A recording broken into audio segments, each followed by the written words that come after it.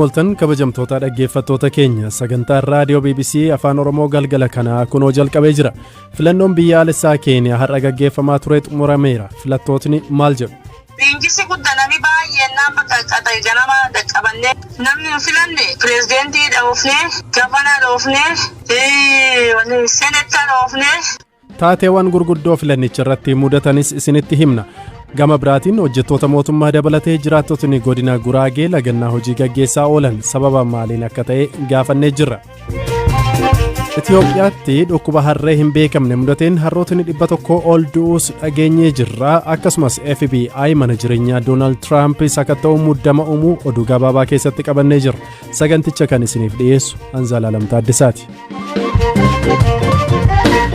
Ka jalqabaatiin filannoon biyyaalessaa Keeniyaa har'a gaggeeffame seenaa biyyattii keessatti filannoo dorgommii cimaan itti taasifamu akka ta'e yaadama. Keessattuu ittaanaa pirezidaantii Wiiliyaam Ruutoo fi hoogganaa paartii mormituu kan ta'an Raayilaa Odingaa gidduutti dorgommii cimaan akka jiraatu eegama. Lammiileen Keeniyaa har'a ganama sa'aatii 12 irraa eegaluun sagalee kan kennaa turan yoo ta'u amma sagalee lakkaa'uun eegalameera. Amma ittaanaa gabaasa qaba. Filannoo har'a gaggeeffameen pirezidaantiin biyyattii Uhuruu Keeniyaataan Kiyaambuutti ergamuun sagalee isaanii kennaniiru. Kiyaambuun magaalaa guddoo biyyattii Naayiroobiif dhihoodha. Filannoon kun bilisaa fi haqa qabeessa ta'a jedhe namana. Hunduu haala sirriin deemaa jira jechuun erga sagalee kenneen booda kan gaazexeessotatti dubbatanii. Kuni guyyaa sagaleetti kenninudha. Kun guyyaa itti lammiileen Keeniyaa ba'anii nagaan sagalee isaanii kennanidha jennee abdanna. Sana boodas mana isaaniitti deebi'anii bu'aa filannichaa eeggatanidha. Kanuman jechuu qaba jedhee yaada. Filannoo har'aaf kan galmaan namoota miiliyoona 22 olidha. Hamma guyyaa keessaa sa'aatii 10tti kan galmaan keessaa walakkaa ol sagalee isaanii kennuu koomishiniin filannoo biyyattii beeksiseera. Kaaba ba'a Keeniyaatti buufatawwan filannoo hedduun nagaan banamanii turan. Haa ta'u malee bulchiinsi Waajjir Soomaaliyaatti dhiyaatutti hidhattoonni Al-Shabaab kanneen sagalee kennuuf ba'an doorsisutu gabaafame. Galgala keessa milishoonni miseensota garee kanaa ta'uun shakkaman qe'eewwan bulchiinsa Mandeeraa jala jiran irratti haleellaa akka raawwatan amanama. Qe'ee qarsaatti jiraattonni maqaanaaf dhoksaa jedhanii BBCtti dubbatan hidhattooti Al-Shabaab namoota sagalee kennuuf konkolaataan adeemaa turan buusanii konkolaataa ibidditti qabsiisaniiru. Akka jiraattonni jedhanitti hidhattooti jiraattonni filannoo keessa akka hin hirmaanne dhorkaa turani. Dhimma kana gaafachuuf komaandara poolisii bulchiinsichaa Hilaarii Toorooyitiichitti bilbilan kaafne. Ergaa BBC irraa ergameefis hin deebisne. Gama biraan Wiiliyaam Ruutoo wajjin itti aanaa pirezidaantii ta'uuf kan dorgomaa jiran Rigaatii Gachagua buufata filannootti meeshaan nama adda baasu isaan adda baasu waan dadhabeef yeroo dheeraaf dhaabachuun boodarra sagalee kennanii. Meeshaan kun ashaaraa elektirooniksii namoonni osoo sagaleen kennin dura eenyummaa isaanii adda baasuuf kan gargaarudha. Dorgomaan pirezidaantii Joorj Waajaakooyaanis sababa wal fakkaataan sagalee isaanii hin kennine. Dorgomaan pirezidaantii biraa Raayilaa Odingaan immoo magaalaa Naayiroobii bakka Kibraa jedhamutti sagalee isaanii kenniniiru. Yeroo sanachi gaan deeggartoonni isaanii cookan isaan simatan. Pirezidaantiin itti aanaa Keeniyaa yeroo ammaa pirezidaantii ta'uuf dorgomaa jiran Wiiliyaam Ruutoo bu'aa filannoo adeemsa sirrii ta'e hordofee fudhachuuf qophii akka ta'an gaazexeessotatti himaniiru. Rakkoon kan uumamu yeroo sagaleen kennan osoo hin taane uummanni bu'aa filannoo fudhachuu diduu irrattidha jechuun dubbatan. Bulchiinsa Naakuruu lixaa bakka bu'uun miseensa paarlaamaa ta'uuf kan dorgomaa jiran Deevid Gikaariyaa ammoo bakka wiirtuu filannootti nama wajjin wal loltaniitu himata jedhuun to'annoo jala oolfamuu isaanii poolisii naannichaa mirkaneesseera. Filannoo Keeniyaatti adeemsifamaa ooleen kanneen taajjabaa jiran keessaa namoonni siyaasaa Itoophiyaas keessa jiru. Ministeerri muummee duraanii Hayilamaariyaam Dassaalany, pirezidaantiin duraan Itoophiyaa Dr. Mulaatu Tashoomaa akkasumas hoogganaan paartii mormituu Profeesar Mararaa Guddinaa warra hirmaataa jiran keessaati. Guyyaa har'aa lammiileen Keeniyaa ganama sa'aatii 12 eegalee hamma galgala sa'aatii 11tti sagalee isaanii kennaa oolaniiru. Namoonni sa'aatii 11 dura sagalee kennuuf hiriiraa turan balballi wiirtuulee filannoo cufamanis sagalee isaanii kennuu akka danda'an taasifameera. Marsabeet irraa namootni waayilli ko ammayyuu taanaa dubbisee haala filannoo naannichaa akkamiin akka ooles dubbatanii jiru. Ruuqiyaa Waariyoo Tole har'a Keeniyaa guutuun kuraa dha'utti jiru. Ati kura dhoote? Yaadai. Eessatti? Badaasa Pireemali. Meeqa akkaate? Sa'aatii 12 fodakka. Ganam. Ganam. Hin qorruu? Hin jira bakka maal taanree kaanee salii wanni riingisi guddanami baay'eennaan bakka qatay ganama dhaqqabannee namni filanne pirezidentii dhoofne gavana dhoofne seneta dhoofne women rep dhoofne MCA dhoofne MPL dhoofne. Qe'een naguma nagaatu jiraami qe'ee keessan? Nagumni badaan hin jiru naguma. Amma rakkoon guddoo Marsabit keessa rakkoo nageenyaati. Tole namni isin filattan kun nagaa buusaa? Namni hojjaa waajjii onnee salaafisinum nagaa buusaa namni cuuf qara oolkii oo barbaada namni nagaa barbaadan jiraa miti. Maqaan kiyyi Nuura Dheeraa. Nuura Dheeraa. Eessa qubatta? Kiinaan kun eessa? Isiolo County? Isiolo South Constituency. Har'a kuraa dhooftee? Yadai. Eessa achumammoo? Artumaatti. Naguma qe'een naguma rakkoon dhalanne? Wanni dhiba tokkollee hin dhumne. Ammutanaallee dha'uu jiranii. Polling station kagariyaa hidhaanii kanami nami obbaafate. Kanami obbayini bakka nami cuftiinu obba'uutiin jenne.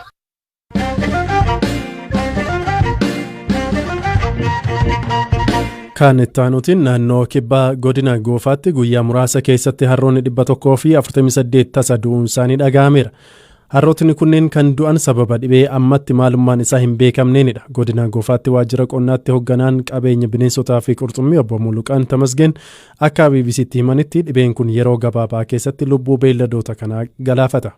ወረዳዎች ላይ ያልታወቀ በሽታ ተከስቶ ነበር እና ደንባ ጎፋና ሳውላ aanaalee sadii zaalaa dambaa goofaa fi saawulaatti dhukkubni hin beekamne uumamee ture torban darbe keessaa eegale kan eegale harroota muraasa irratti waan tureef laaboraatoorii walaayittaa sooddootti beeksisnee isaanis dhufanii samuuda fudhatanii turani bu'aa isaa argachuuf gara laaboraatoorii sabbataa dhimmichi ilaallatutti ergineerra nuun jedhani. Ta'us garuu mallattoon dhukkubichaa dhibee Afrikaan horse sickness ka jedhamu waliin wal fakkaata. Mallattooleen kunneen ofirra naanna'uu, hollachiisuu, morma isaanii dheeressuu yookaan hiixachuu fi darbee immoo oomacha diddigguudha. Mallattoon kun erga irratti mul'atee utuu hin turin sa'aatii gabaabaa keessatti lubbuun isaanii darba. Hangammaatti aanaalee sadan keessatti harrootni 134 ol ta'an du'aniiru. አሁን ባለው 134 አካባቢ ነው የሆነው የሶስቱ ማለት Harrootni dinagdee fi jireenya guyyaa keessatti uummata keessatti ga'ee guddaa akka qaban kan himan obbo Muluqaan beelladoonni kunneen uummataaf bu'aa isaan buusaa jiranis himaniiru. አህዮች አሁን ላይ በጣም አንደኛ ሴቶችን በጣም harroonni beeladoota baay'ee barbaachisoodha. Keessumaa dubartoota guddaa gargaaru. Fakkeenyaaf qonnaan bultoonni yeroo manaa gara oobdiitti yookaan gabaatti yookaan gara mana baaburaatti midhaan geessan kan isaan itti fayyadaman harrootadha. Kun ammoo tajaajila isaan kennan keessaa isa guddaadha. Dabalataan ammoo magaalaa keessatti tajaajila geejjibaa gaarii ni kennu. Kuni namoota madda galii ta'eeftu jira. Aanaalee lamaan zaalaa fi dambaa goofaa keessa harroota 25,000 ta'antu jira. ወረዳ 25,000 ያክል ነው የሆነው።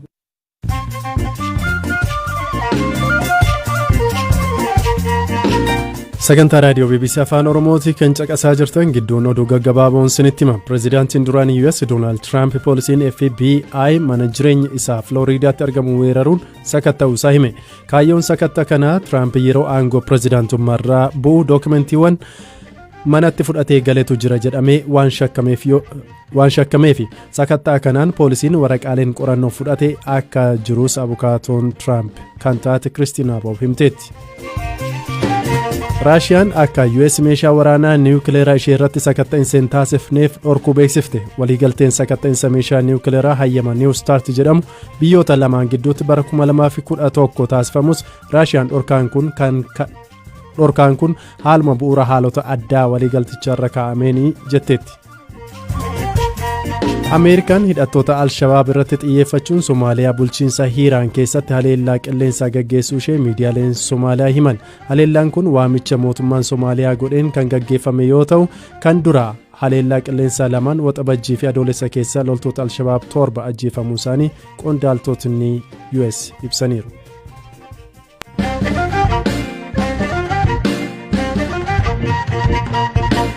Kaa'ittaanutti yoo ceenu godina Guraageetti har'a hojjettootni mootummaa fi namootni hojii dhuunfaa irratti bobba'an kaanis duula lagannaa hojii gaggeessuu himame. Taateen kun magaalaa guddoo godina Guraagee Walqixxee fi magaalaa Hawaariyaat keessatti aanolee argaman akka Mihuurii fi Akilil keessatti gaggeeffamu namootni BBC'n dubbisee himaniiru. Abbaan qabeenya miidiyaa Immaat Guraagee obbo Tasfaan Addaa duula lagannaa hojii kana eenyu akka waame beekuu baadhus jiraattotni garuu manumatti guyyaa isaanii dabarsan jedhan. Walqixxee katamaa ነው magaalaa Walqixxee keessattidha. Kutaa bulchiinsa sadiitu jira. Sadan keessatti iyyuu haga Gubreetti lagannaan hojii gaggeeffameera. Aanaa Murnaa Akilil jedhamu jira. Achittis akkasuma lagannaan hojii gaggeeffamee ture. Bakkeewwan kaanittis hojjettoota mootummaa qofaatti mariisisuuf waamichi taasifamee ture. Garuu hojjettootni mootummaa didanii achumaan hiriira nagaa bahuun gara mana isaaniitti galaniiru. Kun aanaa Murnaa keessattidha. Wantootni wal fakkaatoon bakkeewwan kaan keessattis gaggeeffameera. Guutummaa guutuutti lagannaa gaggeessuun cufamee kan oole garuu magaalaa Walqixxee keessattidha. Sablammiin Guraagee akka naannootti hundaa'uuf kilaasteraan gurmaa'uu qabdu yaada jedhu mormuun hiriira bahuu fi duula lagannaa hojii kana gaggeessuu walitti qabduun boordii Shoongoo Guraagee addee Zaayidaa Giza'u himaniiru. Jijjiiramni kun fuuldura yeroo bulchiinsa TPLF keessa naannoleen yeroo hundeeffaman warra kaan waliin hin hundeeffamnu jechuun diduun mormanii ture. Bakka bu'oota 33 bakka buusuun ture kan mormii ba'an. Jalqaba mormii kana kan jalqabe sablammii Guraageeti. Kun naannoo kamiyyuu dursuun gaaffii dhiyaatedha. Garuu gaaffii isaanii kana nama deebisuuf hin arganne. Amma uummatni gaabbii fi dheekkamsa keessa galeera. Humni addaa fi humni ittisaa lakkoobsaan kan uummata caalu galuun jalaa diigeera. Gaaffii walqixxummaa gaafachuun qofa waan dhiibbaan irra ga'eef uummatni addunyaa nuuf haa beeku jechuun mormii ba'aniiru. Kilaasteraan gurmaa'uu kana maaliif morman jennee miidiyaa hawaasaa irratti dhimmicha kaasuun kan beekaman obbo Tasfaas gaafanneerra. Gaaffiin kilaasteraa isa kana dura ture caalaa eenyummaa Guraagee kan balleessudha jennee amanna. Kilaastera kana keessa yoo galu eenyummaa isaa Guraagee jedhu qabatee osoo hin taane aanaadhaan qoqqoodameeti. Kanaafuu maqaamti Guraagee jedhu iyyuu caasaa mootummaa keessaa bada jechuudha. Sana booda waanuma naannoo kibbaa ture irra deddeebi'uu ta'a malee faayidaa hin qabu. Magaalli guddoo yeroo hawaasaa tures akkasuma miidhamaa turre. Kanaafidha kan mormaa jirru. Dur akkam ture jennee yoo ilaalle 1983 dura Shawaa keessa ture. Magaala guddoo isaa Walisoo fi Zuwaay godhachuun ture. Yeroo sanas gaaffiin naannoo ka'ee ture. Jaarsolii hedduun mormanii ture. Yeroo warra kaan waliin akka naannootti akka hundaa'an murtaa'uu jechuudha. Ergasii afaan isaa guddisuu hin dandeenye. Aadaa isaa eeguu hin dandeenye. Afaan Guraagee baduuf fiixeerra gahee jira. Kanaafidha akka naannootti hundeeffamuu qabna jennee kan mormaa jirru. Manni maree godina Guraagee waggaa 3 dura naannoo ta'uuf yaadicha raggaasee dabarsuun deebii gahaa osoo hin argatiin turuu kan himan aadde Zaayidaan ammas dhimmicha hordofaa akka jiran ibsanii jiru. Kabajamtoota dhaggeeffattoota keenya sagantaa keenya osoo hin xumuriin dura oduuwwan gabaaboo hafan keessaan isinitti hima. Kooriyaa kibbaa magaalaa guddittii Sool keessatti rooba cimaa roobeen yoo xiqqaate namootni 8 du'anii 14 immoo madaaniiru. Rooba cimaan wiixataa galgala roobeen daandiileen fi buufataaleen geejibaa baaburaan kan liqinfaman yoo ta'an kun rooba cimaa waggaa 80 keessatti argamee hin beekne akka ta'es ibsameera. Haleellaa waxabajjii keessa mana amantaa magaalaa Naayijeeriyaatti gaggeeffame walqabate shakkamtootni to'annoo jala oolfamuu isaanii humni waraanaa biyyatti ibseera. Haleellaa waldaa amantaa kaatoolikii irratti gaggeeffame kanaan namootni 40 ta'an ajjeefamuu isaaniis ni yaadatama. Sagantaa har'aatiif qabanne asumarratti xumurreeti kan jiru.